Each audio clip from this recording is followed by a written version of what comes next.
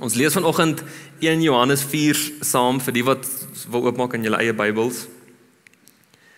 Net voor ek begin lees, besef ek ons sing nou baie God is liefde in die afgelope paar dienste en die afgelope paar dienste gaan oor God wat liefde is, so dit maak sin.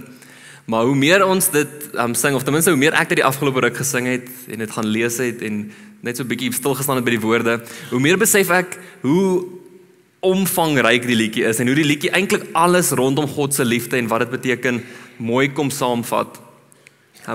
Behalwe dalk met die uitsondering van die heel eerste vers, God is liefde, juig ons harte, wat dit baie maklik kan laat voel asof dit net ons harte is wat hierso betrokke is, maar dan sê dit ten minste en bedink wat liefde doen en dan laat ons uit liefde kan leef. So ons volle mens moet deel wees van God se liefde. Maar dis nogal nie moeite werd, as jy huis toe ry kan jy dit dalk doen. Sit God is liefde aan in die kar en hoor net, dit vang regtig alles mooi saam. Dis regtig 'n goeie opsomming van wat God se liefde behels. Meer as net 'n loflied. Kan dit regtig vir ons iets kom leer of van bewus maak van God se liefde. Ons sien toevallig ook dele van die liedjie is verseker gebaseer op 1 Johannes 4. So ons lees saam 1 Johannes die hele hoofstuk 4. Geliefdes, moenie elke gees glo nie, maar toets die geeste of hulle van God kom, want daar is reeds baie valse profete in die wêreld. Hieraan ken julle die gees van God. Elke gees wat bely dat Jesus Christus vlees geword het, is uit God. En elke gees wat dit nie van Jesus bely nie, is nie uit God nie, maar is die gees van die anti-kris, van wie julle gehoor het, en dat hy kom, en wat nou reeds in die wêreld is. Julle, kinders, julle is uit God, en het hulle oorwin, omdat hy wat in julle is, groter is, as hy wat in die wêreld is. Hulle is uit die wêreld, en daarom praat hulle soos die wêreld, en luister die wêreld na hulle. Ons is uit God, en wie God ken, luister na ons. Wie nie uit God is nie, luister nie na ons nie. Hieruit herken ons die gees van die waarheid, en die gees van die dwaling. Geliefdes, laat ons mekaar lief hê, want die liefde is uit God, en elkeen wat lief het, is uit God gebore en ken God. Wie nie lief het nie, het God nie leer ken nie, want God is liefde. Hierin is die liefde van God aan ons geopenbaar, dat hy sy unieke, sy eniggebore seun na die wêreld gestuur het, sodat ons deur hom kan leef. Hierin bestaan die liefde. Nie dat ons God lief gehad het nie, maar dat hy ons lief gehad het, en sy seun gestuur het as versoening vir ons sondes. Geliefdes, as God ons so lief gehad het, behoort ook ons mekaar lief te hê. Niemand het God ooit aanskou nie. As ons mekaar lief het, bly God in ons, en het sy liefde in ons tot vervulling gekom.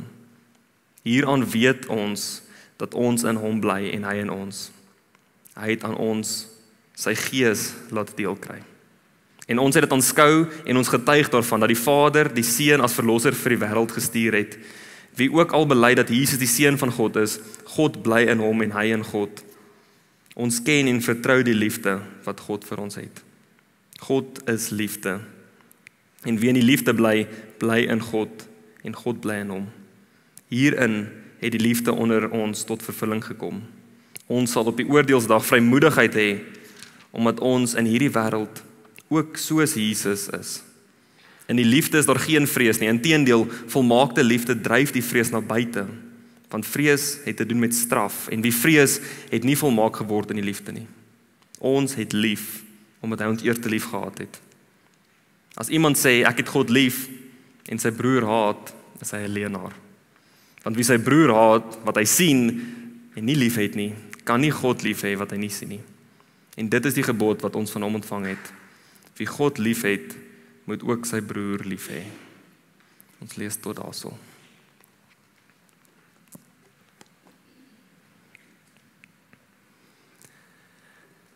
In 'n wêreld wat so gepla is met waarheid en met liefde, is dit eintlik daarom ongelooflik hoe ons waarheid en liefde totaal en al mis.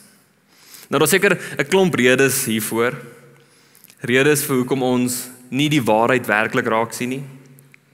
Redes vir hoekom ons sukkel met liefde, met ware liefde. Maar my vermoede is dat nederigheid baie te doen het hiermee, of meer spesifiek, ons tekort aan nederigheid. Ons leef in 'n pandemie van nederigheidloosheid, of dan nou 'n pandemie van arrogansie. Nou om seker te maak dat wanneer ons oor waarheid en liefde praat, ons wel op dieselfde bladsy is, moet ons aan mekaar erken, as ons praat oor waarheid en liefde, praat ons nie, of behoort ons nie te praat oor my en jou idee van, of verstaan, of belewenis van waarheid of liefde nie. Want sien, wanneer Johannes vroeër in die brief praat oor God wat lig is, God is lig, raak dit eintlik hierdie bevestiging dat God die standaard van waarheid is. Niemand en niks anders as God self is waarheid en ken die waarheid nie. God is lig. En wanneer Johannes dan in hoofstuk 4 praat oor God wat liefde is dit ook hierdie absolute erkenning, God alleen is die maatstaf van liefde. Niks en niemand anders as God self is liefde en maak liefde werklik nie. God is liefde.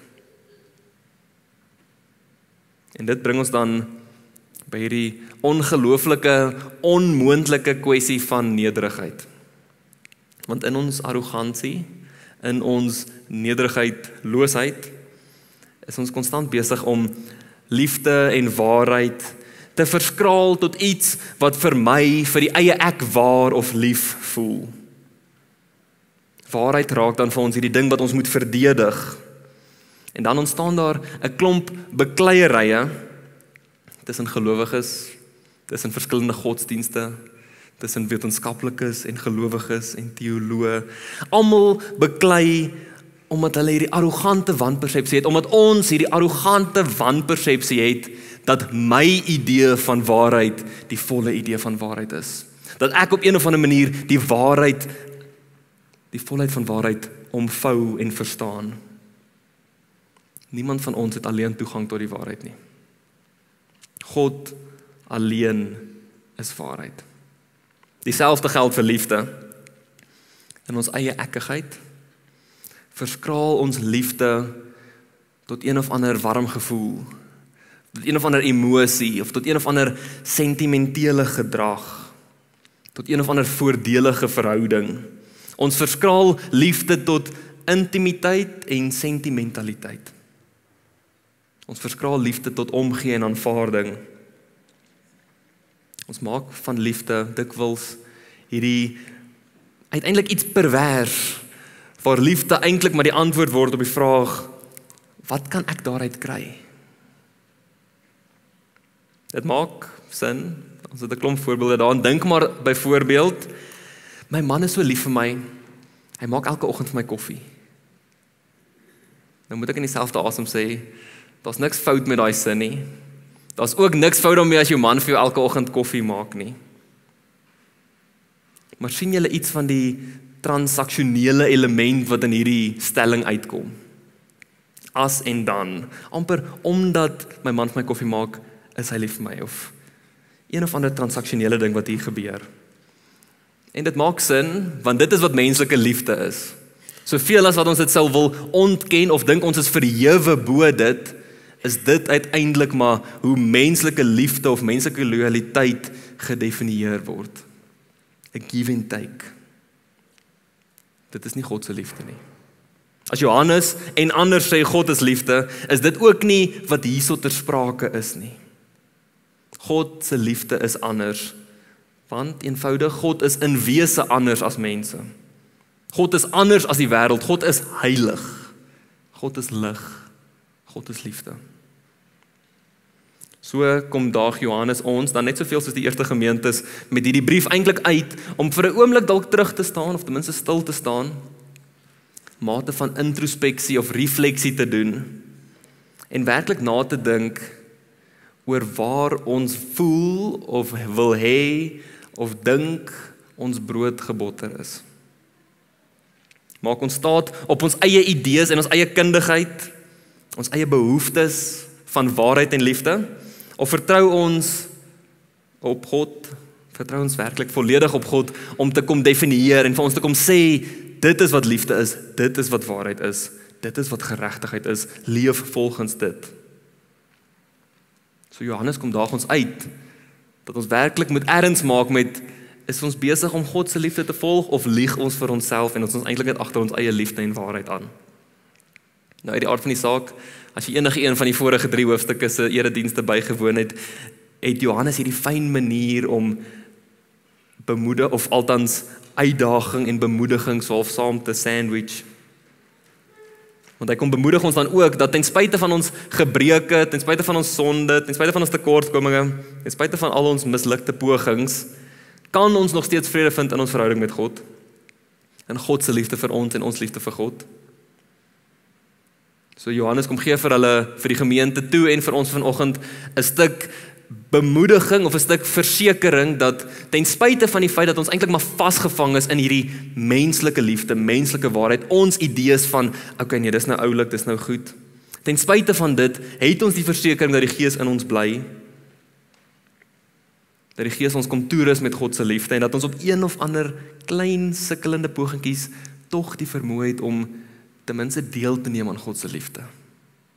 Ek dink nie enigiets meer as dit nie, maar dat ons ten spyte van ons menslike mislukking die geleentheid gegee word, die genade gegee word, op een of ander vlak deel te kan neem aan God se liefde. So hierdie bemoediging raak 'n bevestiging, deur Christus se liefde, deur die Gees wat in ons is, het ons die geleentheid om aan die Vader, aan God, die enigste liefde deel te neem. Maar nou voor ons volledig uitkom by die bemoediging, kom ons sê plig voor plesier, gaan ons nog 'n end vas staan by hierdie uitdaging.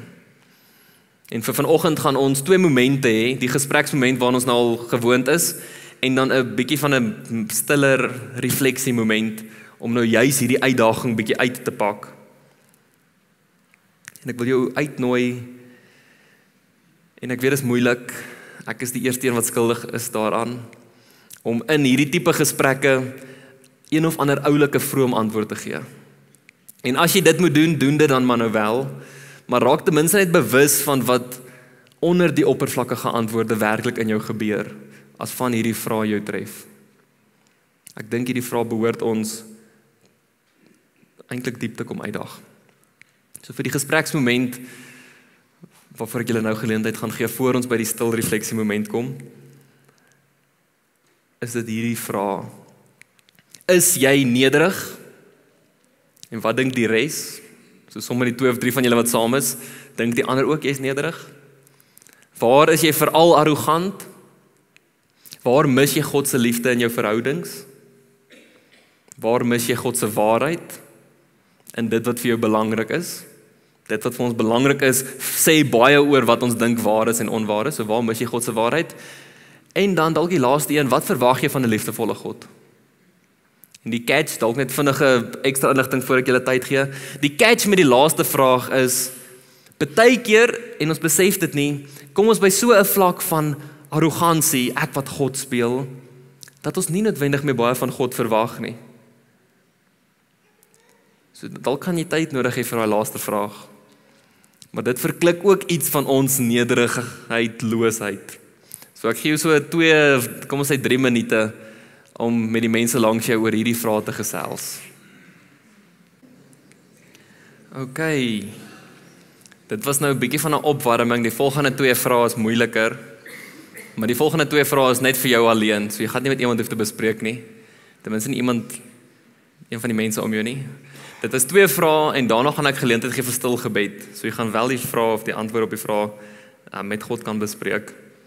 As jy wil, kan jy nou reeds jou oë toemaak. Die vraag gaan ook op die skerm verskyn as jy eers wil kyk. Maar ek gaan so geleentheid gee, een vraag op 'n slag, en dan na die tweede vraag gaan nog geleentheid wees vir stil gebed. Waar ons buite God se liefde in haat of in eie sinnigheid leef, het ons werklik iets om te vrees. En daarom dan die vraag, waar in jou lewe is jy besig om God se liefde en waarheid te mis? Ek wil jou uitnooi, maak jou oë toe, dink net vir so ruk daaraan. Jy hoef dit nie met iemand te deel nie. Waar in jou lewe is jy besig om God te mis? God se liefde en waarheid te mis? Dalk kom daar 'n klomp plekke op, 'n klomp verhoudings, of dalk kom daar niks op nie. Nou moet jy weet dat jy God dalk oral mis. En daarom die tweede vraag: waar het jy die Heilige Gees nodig om te kan onderskei wat die goeie waarheid en liefde van God is? Partykeer raak ons so vasgevang in dit wat ons doen, dat ons nie eers besef dat ons God mis nie. So waar mis jy God en waar moet die Heilige Gees jou help met onderskeiding? En dan terwyl jy daaroor nadink, wil ek jou uitnooi, bely dan nou jou skuld en afhanklike gebed teenoor 'n liefdevolle God. Ek gaan 'n oomblik van stil gebed daarvoor gee. Here, ons Here, ons het 'n diep behoefte om U raak te sien, om U nie te mis nie. Here, en tog is ons so dikwels geneig om net na U toe uit te reik en dit wat ons van U verwag om in ons onbelangrike menslike lewentjies te kom doen. Ons is so geneig om U te beperk of te verskraal of U liefde en waarheid te misgis vir dit wat vir ons belangrik is.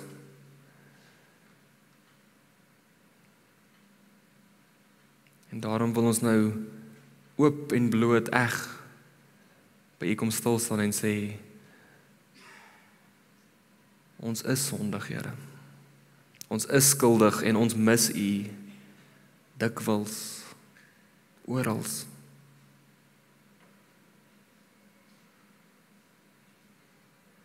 Wees ons tog genadig en kom lei ons, Here, en kom lei ons in die manier wat ons moet loop, lei ons in die mense saam met wie ons moet loop, sodat ons saam U wil kan ondersoek en kan onderskei, sodat ons saam in U waarheid en U liefde kan leef. Dankie vir die bevestiging wat ons kry uit U woord, dat ons U Gees het, dat U genade vir ons genoeg is, en dat U en U liefde ons reeds met U versoen. Amen. Nou dat jy bely het, miskien beleef jy 'n stuk ontnigtering, of miskien beleef jy 'n stuk vrede, of dalk 'n kombinasie van die twee, wat baie keer voel of dit nie kan saamgaan nie, maar dit kan wel saamgaan, is van Johannes se woorde ekstra relevant, of tref dit ons ekstra diep. So ek lees weer vir ons 1 Johannes 4 vers 11 tot 19. Geliefdes, as God ons so lief gehad het, behoort ons ook mekaar lief te hê. Niemand het God ooit aanskou nie, maar as ons mekaar lief het, bly God in ons en het sy liefde in ons tot vervulling gekom. Hieraan weet ons dat ons in hom bly en hy in ons. Hy het aan ons sy gees, aan sy gees laat deel kry. En ons het dit aanskou en ons getuig daarvan dat die Vader die Seun as verlosser van die wêreld gestuur het. Wie ook al bely dat Jesus die Seun van God is, God bly in hom en hy in God. Ons ken en vertrou die liefde wat God vir ons het. God is liefde. En wie in die liefde bly, bly in God en God bly in hom. Hierin het die liefde onder ons tot vervulling gekom. Ons sal op die oordeelsdag vrymoedigheid hê, omdat ons in hierdie wêreld ook soos Jesus is. In die liefde is daar geen vrees nie. Inteendeel, volmaakte liefde dryf die vrees na buite. Want vrees het te doen met straf en wie vrees het nie volmaak geword in die liefde nie.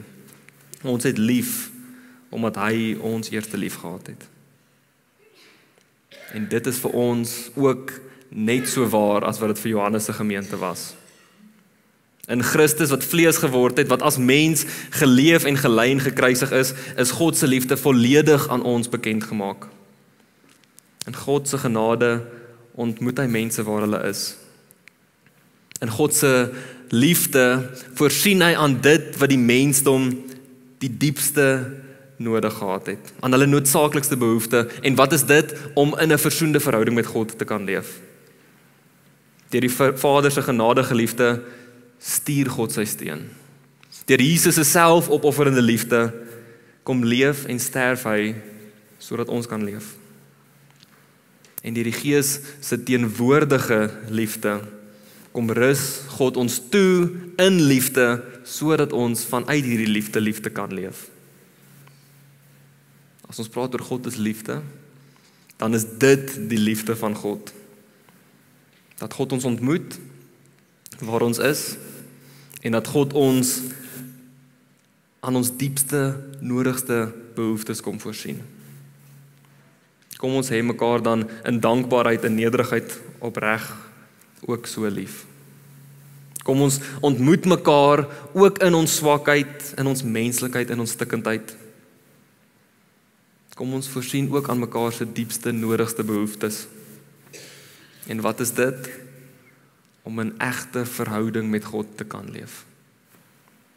Om in Christus met liefde te leef. En dit vra dat ons ander ook met ontmoet waar hulle is. Om hulle in nederigheid by te staan, te ondersteun en sodoende hulle lief te hê. So om mekaar met goddelike lief te hê, beteken dat ons die beste vir mekaar wil hê, maar dit beteken nie dat ons die beste vir mekaar wil hê met ek gaan vir jou bid vir daai salarisverhoging of ek gaan vir jou bid vir dit of dat nie. Natuurlik kan ons vir mekaar vir dit ook bid, maar om die beste vir mekaar te wil hê, beteken dat ons 'n egte verhouding, diep geloof vir elkeen toewens. Dit is wat dit beteken om mekaar lief te hê. Om niks te doen om mekaar te laat struikel in die geloof nie, maar om saam mekaar se geloof op te bou. Daar is uiteindelik niks anders aan hierdie lewe as om eg diep in verhouding met God te leef nie. Daarom, om mekaar lief te hê, beteken om saam die Gees te onderskei, saam te onderskei wat God se waarheid is, mekaar by te staan en te bemoedig in die geloof, en baie belangrik, en dis gewoonlik wat die nederigheid uitklats, om veilige spasies te skep, waar ons maar ons tekortkominge kan bely, nie om dadelik tereggewys te word nie, maar om in die liefde ontvang te word, ondersteun te word, versorg te word, en dan tog tereggewys te word. Om saam afhanklik van God te leef en te groei. Nou, laaste 3 sinne, dan sal ek afsluit, of dan het ek afgesluit. Ons jaartema, baie soortgelyk aan laas jaar sin, is op pad saam met God drie-enig. Maar nou wil ek jou herinner, hierdie op pad wees saam met God drie-enig, dalk net so vinnige terugdink oor ons waardes, alles begin by God drie-enig. Hierdie alles wat by God drie-enig begin, en al die waardes wat daar uitkring, ons op pad wees saam met God drie-enig, is nie 'n solo staptog nie. Dis nie ek wat op pad is saam met God drie-enig lekker, en jy wat op pad is saam met God drie-enig lekker nie. Dit is ons wat saam op pad is, saam met God drie-enig. Ons wat as vriende, of as broers en susters in die geloof, as jy daai woorde wil gebruik, saam op pad is met God drie-enig. En daarom, om mekaar lief te hê, is om hierdie saam op pad wees, ernstig op te neem. Ons saam op pad met God drie-enig ernstig op te neem, sodat ons mekaar se geloof kan versterk, maar ernstig op te neem, sodat ons in ons verhouding met mekaar en met God, alles wat ons aanpak, tot eer en verheerliking van God sal doen. God alleen is liefde, God alleen is die lig. Kom ons help mekaar om dit te besef en te leef. Kom ons sluit ons oor en bid ons saam. Here, ons ken u lig en u liefde net gedeeltelik, en daarom het ons nodig, daarom is ons afhanklik van u, om ons te kom wys maak in u weë. Mag u ons so kom vul met u Gees, dat ons nie anders kan as om met 'n deernisvolle liefde na mekaar te kyk nie. Sodat ons mekaar werklik sal ondersteun en versorg op so 'n manier dat die kerk, ons gemeente, die kerk in Suid-Afrika, die kerk oor die wêreld heen, in die manier wat ons medegelowiges liefhet, 'n lig vir die wêreld kan wees. Here, en help tog dat ons liefde vir mekaar, ons liefde in die geloof, ons pogings om mekaar te vergewe so wat U ons vergewe, nie net sal bly by die mense om ons nie. Nie net sal bly by ons vriende en ons familie en ons geloofsgemeenskap nie, Here, maar dat dit sal uitkring tot die uithoeke van die aarde. Sodat almal U mag ken. Nie net by name nie, maar sodat almal in 'n diep afhanklikheid en diep besef van U lig en U liefde U werklik kan ken. Here, ons weet dis waarvoor U ons roep. Ons weet dat U ons eers lief het en daarom wil ons as U geliefde kinders alles doen wat ons kan om in woord en daad, in dankbaarheid en lofprysing U naam groot te maak. Here, stap tog hierdie pad saam met ons. Help ons om hierdie pad saam met U te stap. Amen.